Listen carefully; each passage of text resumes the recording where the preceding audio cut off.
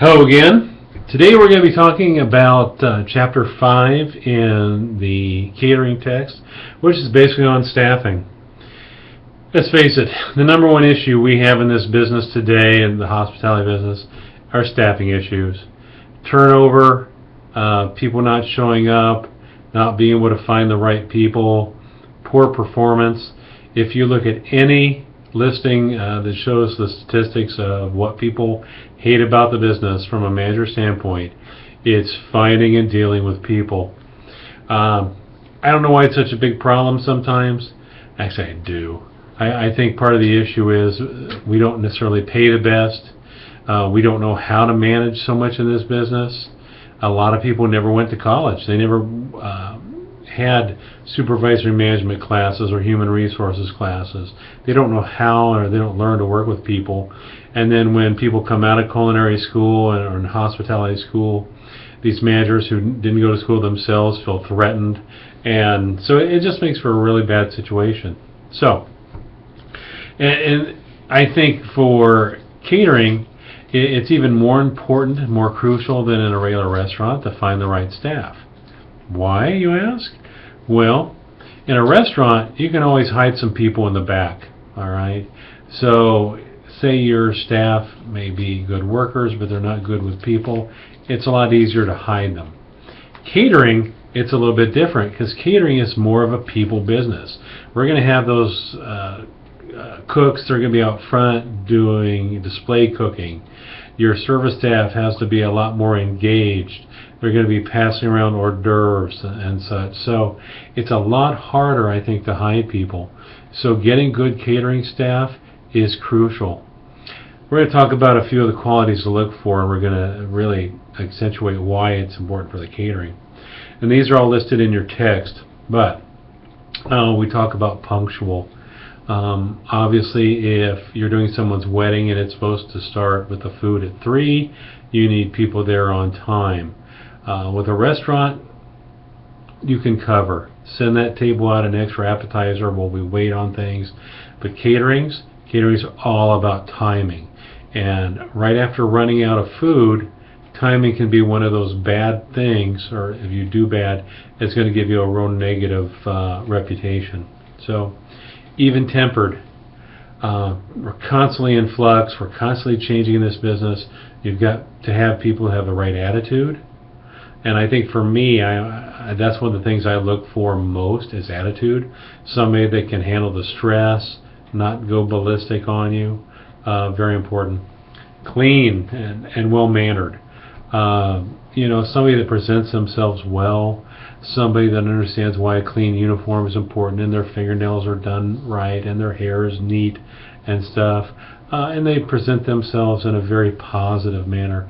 It's obviously very important, because that employee is really an extension of what your company's mission is, your company's policies. Flexible. We change all the time in this business. Flexibility, being able to do one thing and do a 180 and do another thing, is incredibly important. Probably another one of those key things that we look for with people. Proactive. Do you wait to see a problem and then try to do something about it? Or do you anticipate that there might be something that might happen and figure out a way to solve that problem first? Being proactive is a huge, huge job skill to have. Employers are always looking for that in people. Because if we wait for the damage to be done, sometimes it's too late to make that better. Being able to communicate properly. I do a lot of high school talks, a lot of demos, and I say if you cannot communicate to people, both in writing and just with your voice, you're not going to make it in the hospitality business. And that's whether you can communicate with your employer or with the guest, but in the catering business, being able to communicate is crucial. Trustworthy, that goes without saying. If you can't trust your staff, you're not going to make it in the catering business. And once again, unlike the restaurant where you've got everybody, your customers are there in one spot, your staff is on one spot, what do you do when you're a caterer and you have to send your staff out to 5 different locations on one day?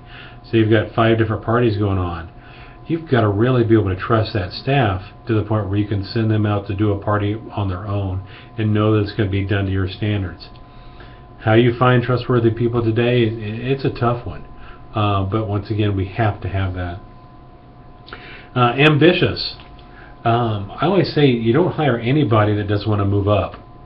If you hire somebody that says, I'm very patient, and happy to just do the dishes the rest of my life, they may be a great dishwasher, but I would hope somebody who does a great job for you would be able to move up. So I like that ambitious type person. Organized, once again, goes without saying. If we're doing a bunch of different parties, a bunch of different events, organization is key. If you've got somebody that cannot organize and compartmentalize, then they're not going to make it in this business. Compassionate. I'm not sure about compassion. I think this is a business. I think sometimes compassion can get in the way. But I will say passionate is another one, though, we do have to look for. And passionate about the business. They've got to love what they do. They've got to love the hospitality industry. That really shows. When I work with servers, I'm always trying to get them to really become invested with their customer and not just be an order taker. Innovative and creative, I think, go hand in hand. Looking for different ways to present items, different ways to get people interested in items. That's what the catering business is about. We are all about innovation and creativity and doing things in a different way that people haven't seen before. It's what sets us apart. It's why people will hire us as a caterer rather than somebody else, or even do it themselves. So, we know some things that we're going to look for in staff. So, who do we need to hire? The first ones are pretty easy to jump out at you, but we need a chef. Well, aren't you going to be the chef, you ask, in your own catering operation? Maybe you are, but you're going to have a lot of other business things to do. So always being the chef is not exactly a great idea. So you might have an executive chef, you might have a sous chef, or that second chef, the one that really does most of the work and gets no credit. Prep cooks, definitely important. People who are going to work in your dish room, people who are going to do your purchasing if you're not going to do all of it. Of course, in a small mom and pop operation, you might be doing all those things yourselves, but once again, in the catering business where you've got to be out selling, you've also got to be managing, making sure those events are run.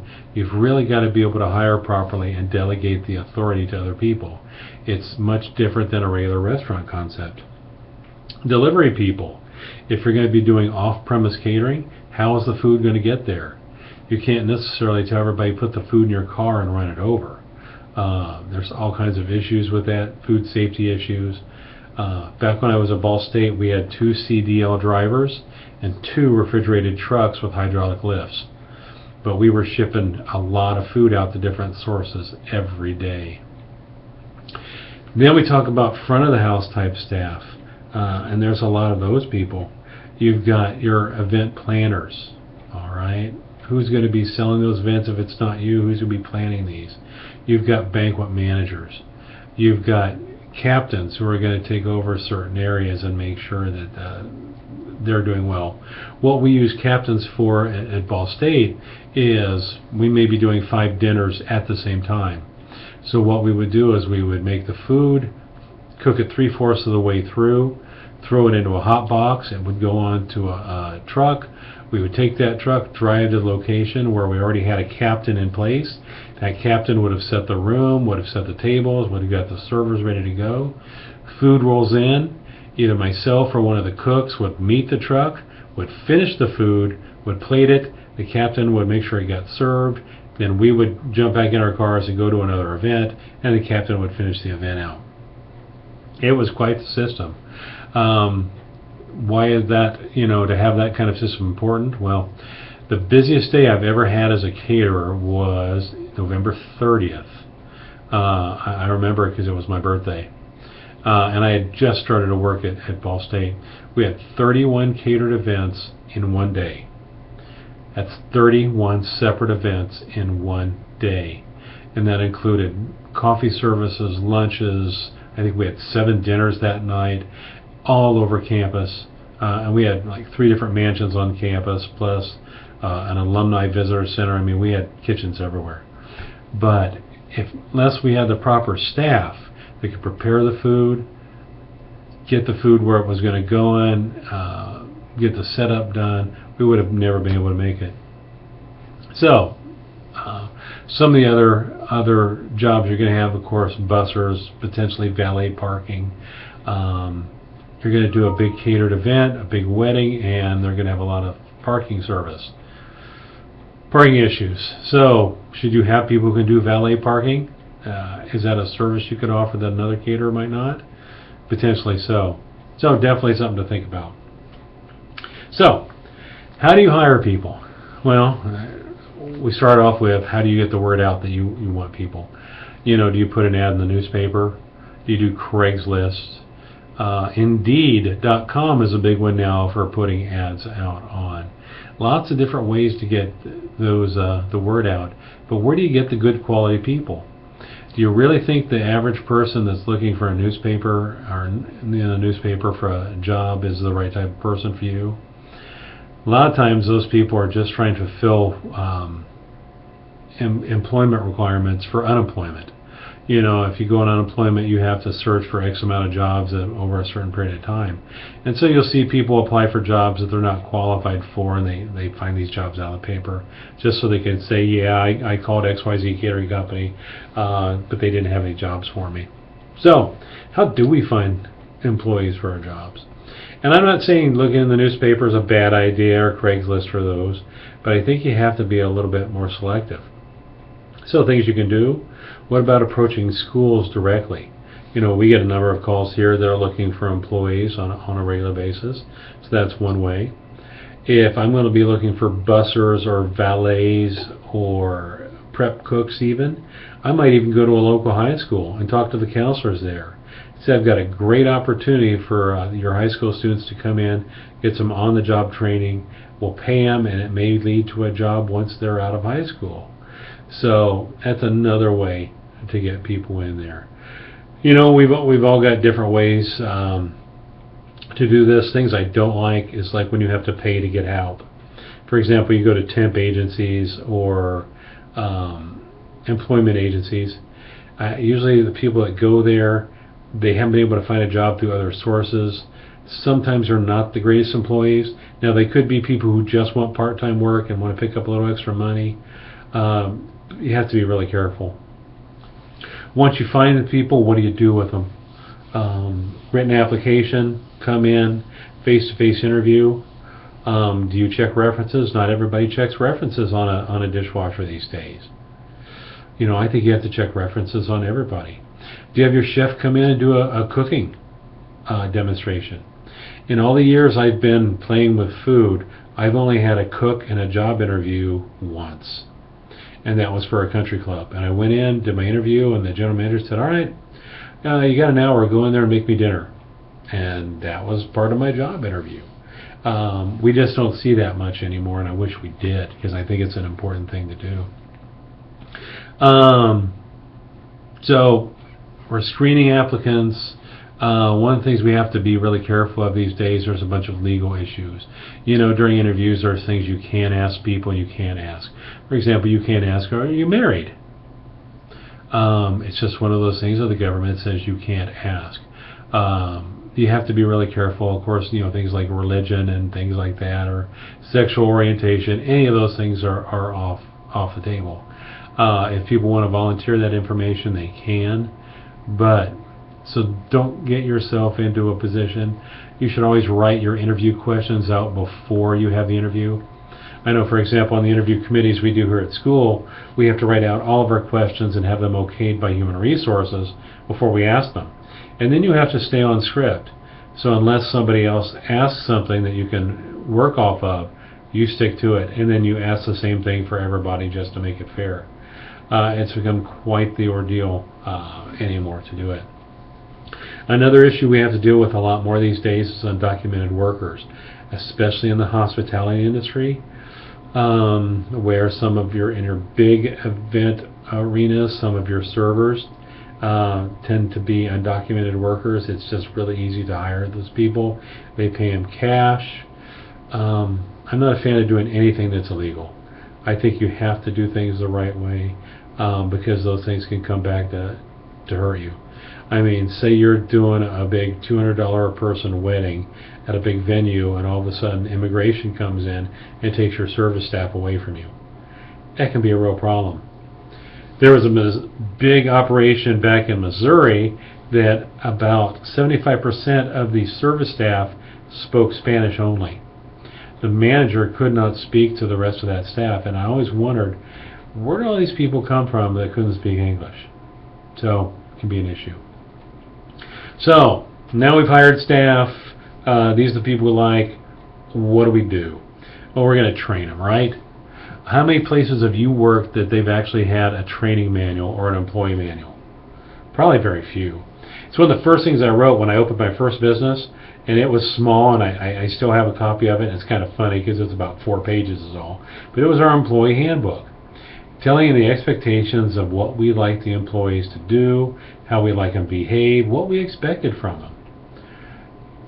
We don't see that a lot these days. We go into our job, and here's the job, and we don't really know what the expectations from the employer are for us. It's pretty hard to tell your employees that they're doing either a good job or a bad job if we don't give them some type of an expectation. So, give me just 1 second here.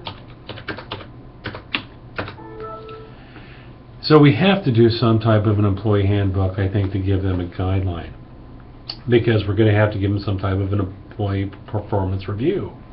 And once again, how many jobs have you been in that you've been there a year or two and you've never once had a performance review? I don't know if I'm doing good or bad. They say, hey, fine job every once in a while, or they don't say anything, and I'm kind of wondering, I need direction. Performance reviews are a great way to help your employees understand where they're at. If they're not doing so great, you can give them a little nudge.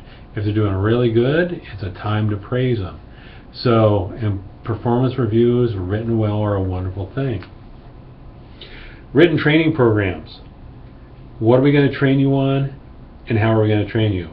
And I've been in a situation before where I've had an employee where I just really didn't think was doing a great job, but then I had to ask him, I said, how were you trained? Did anybody really spend any time teaching you your job? Or were you just kind of thrown into it? And usually the answer is, well, no one taught me. No one showed me what they really wanted me to do or how they wanted me to do it. So it's a responsibility of the management to come up with a training program for all their employees. What are you going to do? What are the standards we expect? Who is going to train you? And then, just as important is retraining. We go back in after a year and we do it all over again. We want to make sure that people stay up with the current standards that we've set. A great situation I had at a school several years ago. We would have students run a cafe for us. And we did all the testing. We said this is how we want the dishes. We even took pictures of all the food, and we put these pictures above the line so whenever the cooks were doing their work, they could use these pictures as a reference. And one semester we were cruising along, and it was about week 12 or so of the semester. We're getting near the end. And I remember a student making a dish, and I stopped them and I said, what are you doing? I said, well, I'm making the fettuccine carbonara, whatever it was. And so I looked at it and I said, well, that's not the way we do it. Oh, yeah, it is. I said, have you looked at the picture that's above your head? And they basically had about 4 more ingredients in this that they were just kind of embellishing. So it was a good lesson to me that we need to go back in and retrain, because you show somebody once, and even if they've got it down pat, over time they will tend to drift and start doing things their own way. So you've got to go back and retrain. For that purpose, you might want a probationary period as well. That probationary period, before they go true full-time, before they get benefits, before they get management position. Nothing wrong with a probationary period as long as you use it in a positive way. So, with all that said, you've got employees, you've got the people you like, you've trained them, you've retrained them. Now, one of the most important things is, how do you keep them? How do you create a supportive environment that make your employees want to stay? What can you do to get the best work out of them, to get the best effort out of them? And once again, that's an area where most employers, and I mean most employers, fall down. They fail at this horribly. Do you think money is the most important motivating factor for most people? For the average person, money's probably a good one. Do we ever get paid what we think we're worth? Very rarely. So if we know we're not going to be able to get the money that we want, what do? How do we empower people? How do we get them to do their best and give their best all the times? Once again, we're dealing with the public. We're selling things to people. Word of mouth for catering advertising is how we make our money. So we want people to feel that our staff cares about them. All right. So what do? We empower them. We listen to them. I've got an idea, boss, that I think would be great for a catering event. Listen to that idea. Implement that idea if you can and give them credit for it.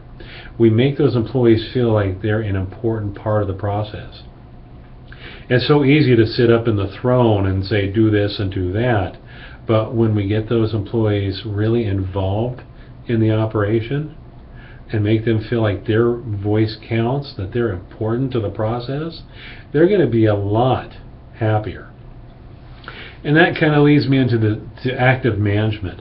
Once again, it's real easy to sit back and just say do. And you'll hear me, I've said that to people who are on this campus. There's a time where people come to you and it's just, there's no time for learning, there's no time, it's just do. And we have to stay away from that. That's the old reference to one of those Planet of the Apes movies where they were teaching the apes how to do service, and it was like, do, auto, do. And how long is that employee just going to do? Unless they feel that they're getting something back out of it, it's absolutely the worst way to get your employees motivated. So you pay them well, you listen to them, you give them an active voice, you work with them as a manager, you show that you care about their progress, you train them, you do give them these performance reviews, not in a harsh way, and sometimes you do it when they've done nothing wrong, but you give them a performance review when it's good. Just so you can say, I want to take this time to say, great job. You just opened this cafe, we wanted to say, great job on opening that cafe. People like to hear those things. They like the praise. Employee of the Month awards, things like that, as long as you don't tend to play favorites, and you make sure that everybody, when they do something good, gets rewarded for their good. Special bonuses. What about rewards? When we get compliment cards, we put out cards for people to fill out how, about the event, what did you like, did anything, really go above and beyond, why not above and beyond awards for your staff, recognize those people for the good things they've done. So, that's kind of a really how to hire, what to look for, and how to treat people in a nutshell. Once again, I think the hospitality business is all basically sort of the same, but I do think when we look at catering, we look at a different type of person. Flexibility in a restaurant, I'll use fast food for example. When you go to a McDonald's, how flexible does somebody need to be to work at McDonald's? You're going to go in, you're going to do basically the same thing every day. Things don't change. And even for some of your regular traditional family style restaurants that don't change the menu for 10 years. Why is it important, for someone to be flexible or be creative or be innovative? To take that to the catering side, where we're changing menus daily. Every week the party is different. Every week the event calls for something new. We've got to find a different type of employee for the catering operation. They've got to be creative. They've got to be innovative. All those things we talked about in the beginning. It's a great business. It's a wonderful business, but it is harder to find those people sometimes that we need. So anyway, that's staffing for catering. Do your discussion question, and we'll talk to you soon. Thanks.